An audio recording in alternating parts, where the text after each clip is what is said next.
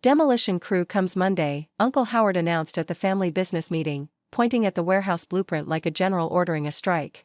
Your little storage unit is an eyesore, Vivian. Rusted siding, no visible activity, customers complaining about the appearance. Family voted, we need that space for parking to support the real businesses. My cousins nodded along, already mentally paving over what they assumed was my failed attempt at entrepreneurship, a building I'd inherited from my grandmother that had sat empty for 3 years. But why did I smile instead of protest, and why did the city inspector who arrived for pre-demolition clearance immediately stop the process with a phone call that made Uncle Howard's face go pale? Stop everything. This isn't storage. The inspector's voice carried through the warehouse door he'd just opened. She's running a data center for major tech companies.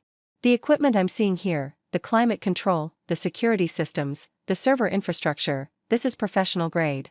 He turned to look at us, his expression a mixture of confusion and alarm. The contracts I'm seeing here are worth. Who ordered this demolition? Uncle Howard stepped forward. I have authority over the family business complex.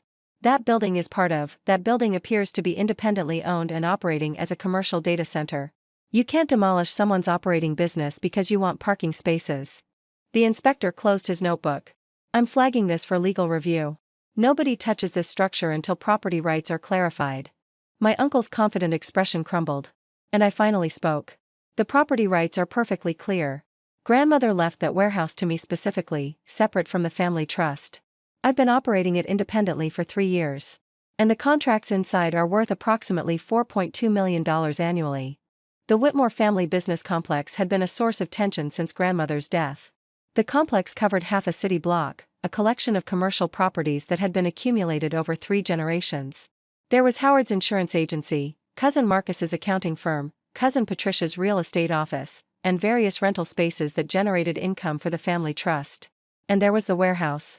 The eyesore at the far corner of the property that had been sitting empty since I'd inherited it. Or so they believed. Grandmother had left the warehouse to me specifically because she'd known what I would do with it. I'd been a family disappointment for years. While my cousins pursued respectable professional careers, I'd studied computer science. And disappeared into what the family called tech stuff, a dismissive term for work they didn't understand and didn't respect. When are you going to get a real job? Uncle Howard had asked at every family gathering. What exactly do you do with computers? Aunt Patricia had inquired, clearly expecting nothing impressive. It's nice that you have hobbies, dear, my mother, Howard's sister, had said with the particular condescension reserved for children who hadn't met expectations. I'd stopped explaining years ago. They didn't want to understand. They wanted to dismiss. Grandmother had been different. She'd asked questions, listened to answers, and recognized something my parents and relatives couldn't see. I was building something valuable, just not in a way they could measure.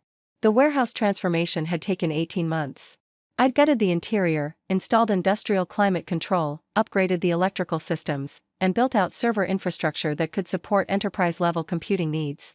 The exterior remained unchanged, deliberately.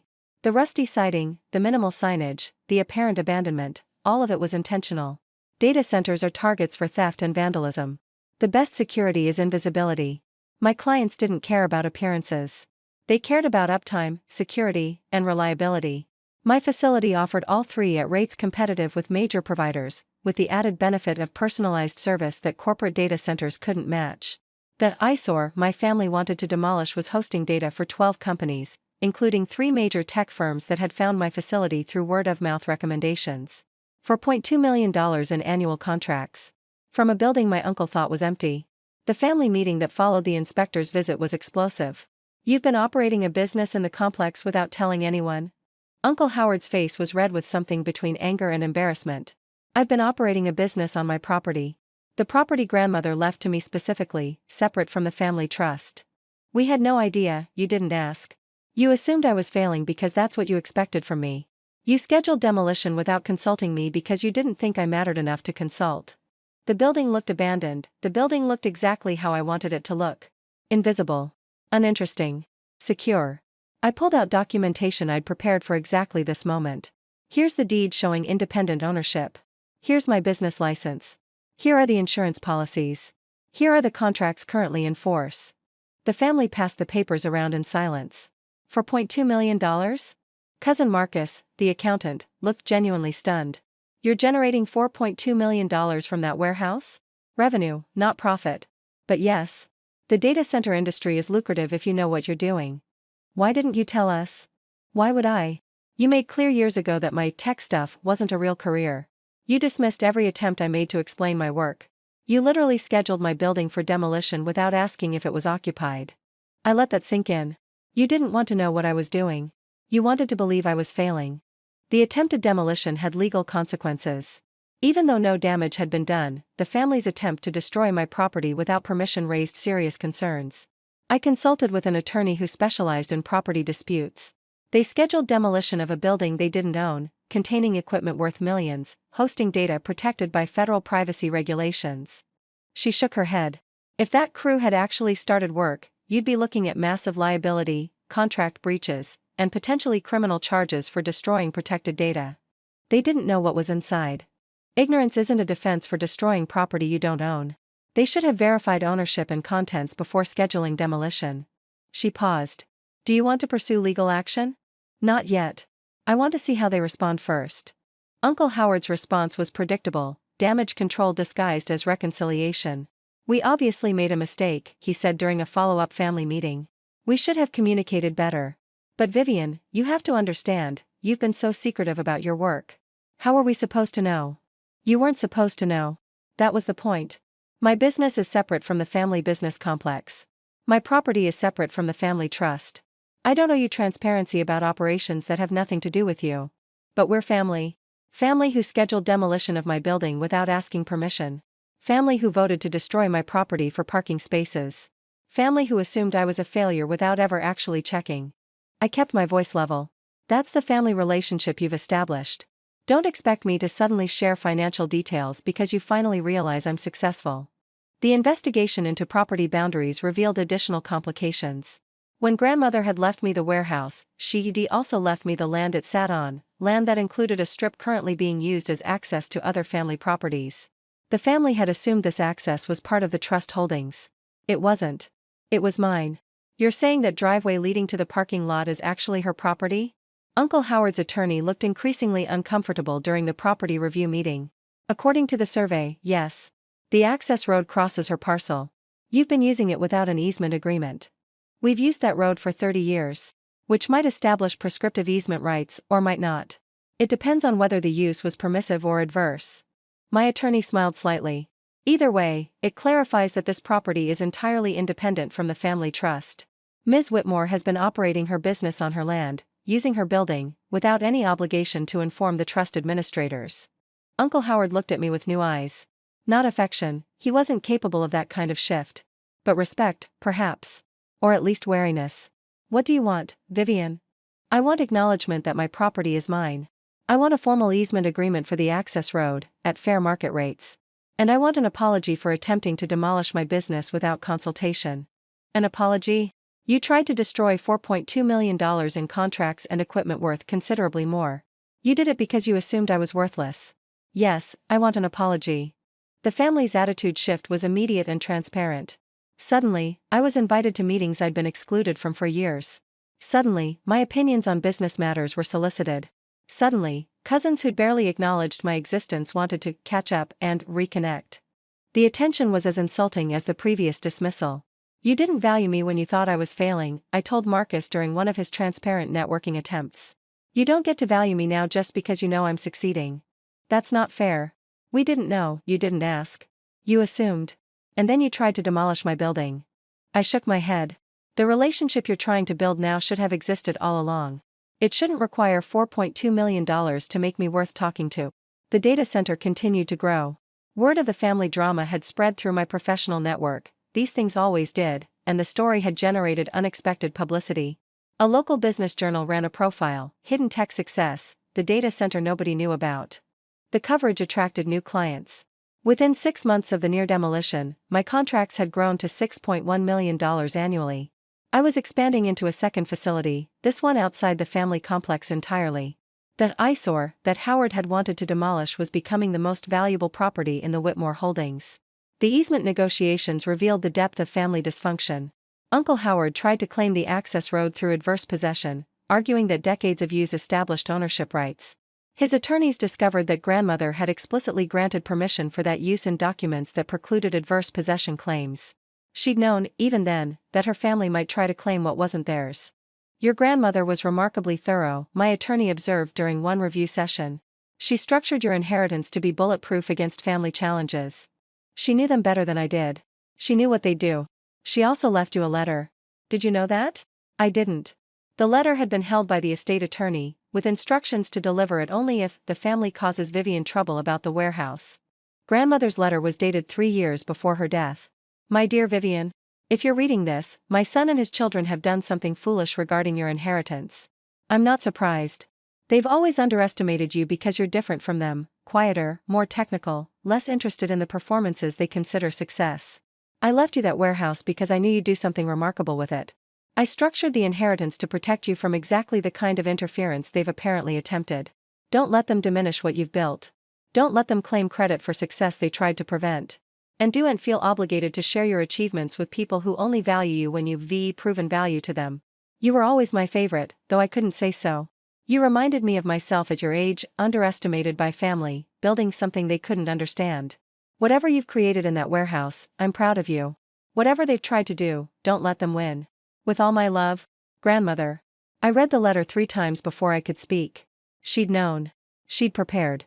She'd protected me from beyond the grave, anticipating exactly the scenario that had unfolded. The family meeting where I presented the letter was brief. Grandmother left this, to be delivered if you interfered with my inheritance. She anticipated your behavior. She planned for it. I let them read her words. She knew you'd underestimate me. She knew you'd try to take what wasn't yours. She was right about everything. Uncle Howard handed the letter back without comment. Cousin Patricia wiped tears that might have been genuine. She never said any of this to us. She didn't have to. She showed you through her actions, through how she structured the estate, through what she protected and what she left vulnerable. You just didn't pay attention because you assumed you knew everything. The formal easement agreement was signed 3 months later. The family would pay market rate fees for access road usage, $24,000 annually. Not a fortune, but a recognition of property rights they tried to ignore. More importantly, the agreement established clear boundaries. My property was mine. My business was mine. The family trust had no claim to anything I'd built. This seems adversarial, Uncle Howard commented while signing the documents. It became adversarial when you scheduled demolition of my building without permission. I'm just documenting the boundaries you tried to violate. We're still family. We're still related. Whether we're family depends on how you behave going forward. So far, the track record isn't encouraging. The server farm expanded twice more over the following 3 years. I built a second facility outside the family complex, then a third in a neighboring city. The business that had started in Grandmother's warehouse grew into a regional data center network serving clients across multiple states. Annual revenue reached $18 million. I employed 47 people. The tech stuff my family had dismissed was now one of the most successful businesses any Whitmore had ever built. The irony wasn't lost on anyone. Uncle Howard's insurance agency closed 2 years after the warehouse incident. Not because of anything I did, the industry was changing, and Howard hadn't adapted. He'd been too busy managing family politics to notice that his business model was becoming obsolete. He asked me for a loan during one of our increasingly rare conversations. I'm having cash flow problems. Just a bridge until I can restructure. What collateral are you offering? We're family, Vivian. I shouldn't need collateral. You tried to demolish my building for parking spaces. You voted to destroy my business because you thought it was an eyesore. You assumed I was failing and never bothered to check. I shook my head. Family is what you do, not what you are. You haven't done family with me. I'm sorry about that. Really. We made a mistake. You're sorry now that you need something. That's not remorse, that's positioning. He didn't get the loan. His business closed 6 months later.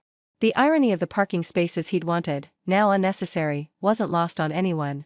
The family dynamics stabilized eventually. Not into warmth or reconciliation, but into a functional distance. They'd learned that I wasn't someone to dismiss. I'd learned that their approval wasn't something I needed.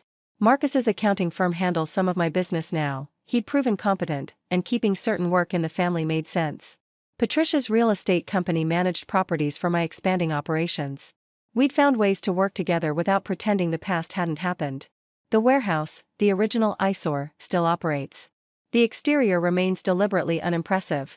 The interior hums with servers handling data for dozens of clients. I've thought about renovating the exterior, making it match the professional interior. But something about maintaining the contrast feels right. The building that they dismissed, that they tried to destroy, that they assumed was worthless, it became worth more than anything else in the complex. The appearance was deceiving. That was always the point. Grandmother's photograph hangs in my office. Not the formal portrait that appears in family materials, but a candid shot from my childhood, her laughing at something I'd said, her eyes bright with the intelligence that her children had never quite inherited. She's running a data center for major tech companies. The inspector's words echo sometimes when I look at that photograph. The moment the truth emerged. The moment assumptions collapsed. Grandmother had known. She'd prepared. She'd given me the tools to build something remarkable and the protection to keep it safe from family who couldn't see my value. The demolition crew never came. The parking lot was never built. The eyesore became an empire. And the family who voted to destroy my building learned that the quiet one in the corner might be building something they couldn't imagine. They scheduled demolition for Monday because my warehouse was an eyesore. They wanted parking spaces for their real businesses. They assumed my building was empty because they assumed I was a failure.